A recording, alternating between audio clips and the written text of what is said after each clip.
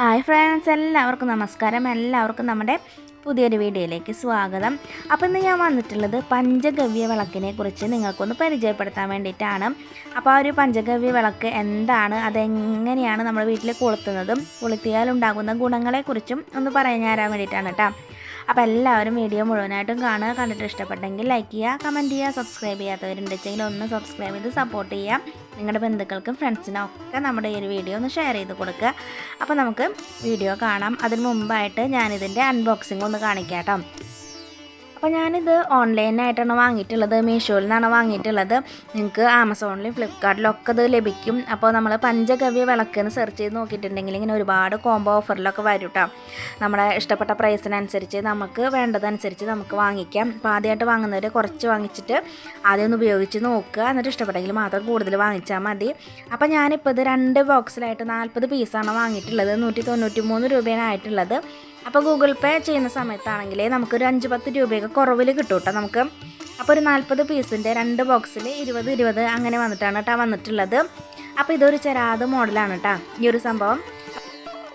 പഞ്ചഗവ്യം എന്ന് പറഞ്ഞിട്ടുണ്ടെങ്കിൽ ഒരു സംസ്കൃതം വാക്കാണ്. പഞ്ച എന്ന് പറഞ്ഞിട്ടുണ്ടെങ്കിൽ 5, ഗവ്യം എന്ന് പറഞ്ഞിട്ടുണ്ടെങ്കിൽ പശു.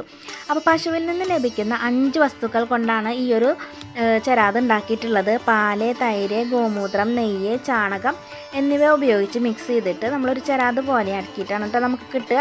അപ്പോൾ ഇത് മുഴുവനായിട്ടും കത്തിത്തീരും. അപ്പോൾ ഇതെങ്ങനെയാണ് നമ്മുടെ വീട്ടിൽ കൊളുത്തുക എന്നുള്ളത് ആദ്യം നോക്കാം. അപ്പോൾ അതിനായിട്ട് നമ്മൾ ഈ ഒരു നമ്മൾ ദശാങ്കൊക്കെ പുകയ്ക്കുന്ന ഒരു മണ്ണിൻ്റെ പാത്രത്തിലാണ് ഞാനിപ്പോൾ വെക്കുന്നത് കേട്ടോ.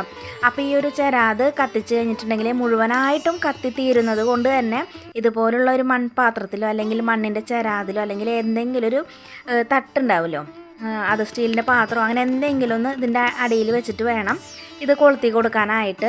അപ്പോൾ ഇതിൽ നമ്മൾ നെയ്യോ അല്ലെങ്കിൽ എണ്ണയോ ഒഴിച്ച് കൊടുക്കാം. അപ്പോൾ ഇത് ചാണകമൊക്കെ മിക്സ് ചെയ്ത കാരണം എണ്ണയൊക്കെ ഒഴിച്ചിട്ടുണ്ടെങ്കിൽ അത് വലിച്ച് അങ്ങോട്ട് കുടിക്കും. അതുകൊണ്ട് തന്നെ നമുക്ക് കുറച്ചധികം എണ്ണയൊക്കെ അത് ആദ്യം ഒഴിച്ചതിന് ശേഷം അതൊന്ന് വലിച്ച് കുടിച്ചതിന് ശേഷം കുറച്ചും കൂടി ഒഴിച്ച് കൊടുക്കുന്നതായിരിക്കും നല്ലത് കേട്ടോ. അപ്പോൾ അതിന് ശേഷം നമ്മൾ തിരിയിട്ട് കൊടുത്തിട്ട് ഒന്ന് കത്തിച്ച് കൊടുക്കണം. അപ്പോൾ നിങ്ങളുടെ പൂജാമുറികളിലും അതുപോലെ തന്നെ വായുസഞ്ചാരമുള്ള സ്ഥലത്തൊക്കെ വെക്കാനായിട്ട് പ്രത്യേകം ശ്രദ്ധിക്കുക. ഷോക്കേസിലും ഒന്നും വെക്കരുത് കേട്ടോ. അതായത് ഇത് നല്ല പോലെ അങ്ങോട്ട് ചൂടാവണ കാരണം നമ്മളെ ഷോക്കേസിൻ്റെ ഇതിൻ്റെയൊക്കെ ഉണ്ടെങ്കിൽ കരിയൊക്കെ പിടിക്കും. അതുകൊണ്ട് തന്നെ നിലത്ത് വേണം വെക്കാനായിട്ട്. ഈ ഒരു മൺപാത്രത്തിലാക്കിയിട്ട് നമ്മൾ നിലത്ത് വെക്കുക. അപ്പോൾ നല്ലവണ്ണം വായു സഞ്ചാരമുള്ള സ്ഥലത്ത് വേണം വെക്കാനായിട്ട്. ഉമ്മറത്തോ അല്ലെങ്കിൽ പൂജാമുറി കുറച്ച് വലുതാണെങ്കിൽ അത് നമുക്ക് നല്ല കാറ്റോട്ടമൊക്കെ കിട്ടുന്ന ഒരു പൂജാമുറിയൊക്കെ ആണെങ്കിൽ അതിൻ്റെ നിലത്തൊക്കെ വെക്കാട്ടോ. കാരണം എന്ന് വെച്ചിട്ടുണ്ടെങ്കിൽ ഇത് കത്തി കഴിഞ്ഞിട്ടുണ്ടെങ്കിൽ ആകെ പുകയായിട്ട് വരും.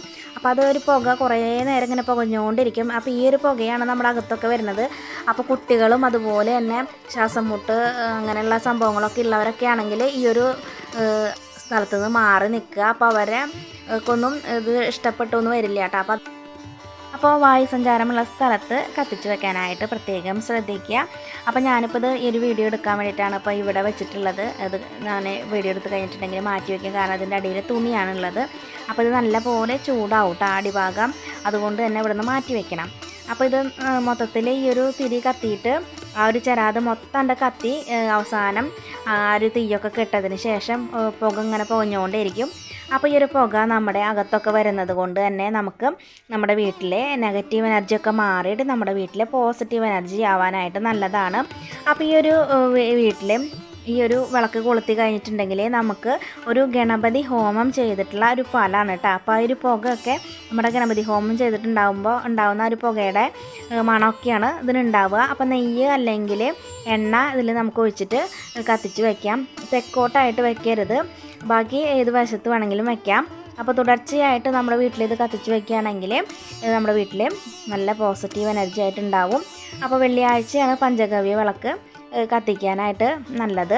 അതുപോലെ തന്നെ നമ്മൾ ആദ്യമായിട്ട് ഈ ഒരു വിളക്ക് കത്തിക്കുന്നത് പൗർണമി, ചതുർത്ഥി, ഏകാദശി, പ്രദോഷം, ഷഷ്ഠി എന്ന തിഥികളിലാണ് നമ്മൾ ആദ്യമായിട്ട് ഈ ഒരു വിളക്ക് കത്തിച്ചു തുടങ്ങുക. അത് നമുക്ക് ബ്രഹ്മമുഹൂർത്തത്തിൽ വേണമെങ്കിൽ ഇത് കൊളുത്താം, അല്ലെങ്കിൽ വൈകുന്നേരം വേണമെങ്കിലും കൊളുത്താം. അപ്പോൾ 48 ദിവസം അല്ലെങ്കിൽ 21 ദിവസം തുടർച്ചയായിട്ട് കൊളുത്തുകയാണെങ്കിൽ ആ വീട്ടിൽ നല്ല കാര്യങ്ങളൊക്കെ വരും. അതുപോലെ തന്നെ നമ്മുടെ വീട്ടിലെ അനാവശ്യമായ ചിലവ് മാറും, നെഗറ്റീവ് എനർജികളൊക്കെ പോവും. പോസിറ്റീവ് എനർജി ഉണ്ടാവും. അപ്പോൾ ഈ ഒരു വിളക്ക് കൊളുത്തുന്നത് കൊണ്ട് തന്നെ നമ്മുടെ വീട്ടിലെ എല്ലാ ദേവന്മാരുടെ അനുഗ്രഹവും ലഭിക്കും എന്നാണ് പറയുന്നത് കേട്ടോ. അപ്പോൾ നമ്മുടെ വീട്ടിൽ ശാന്തിയും സമാധാനവും ഒക്കെ ഉണ്ടാവും എന്നാണ് പറയണത്. അപ്പോൾ തുടർച്ചയായ വെള്ളിയാഴ്ചകളിൽ നിങ്ങൾക്ക് ഈ ഒരു വിളക്ക് കൊളുത്താവുന്നതാണ്.